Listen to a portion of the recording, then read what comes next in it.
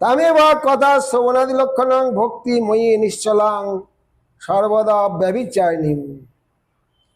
শ্রবণ কীর্তন স্মরণ অব্যভিচারী অর্থাৎ মিশ্রণ রহিত, জ্ঞান কর্মাদ্য অনাবৃতম, একে বলা হয় অব্যভিচারী।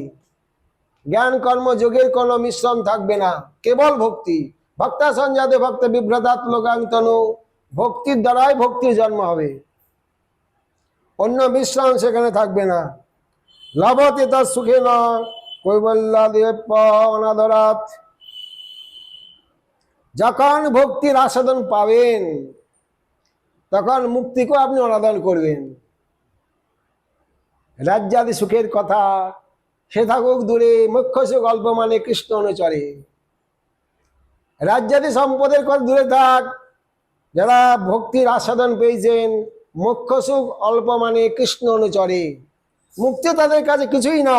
এই জন্য অনাদরাত, ওই অনাদরাত না চ ভজনীয় চলতে ভাষা চলিষ্যন্তি মন্তব্য মিথ্যাও সনাতন ইতি।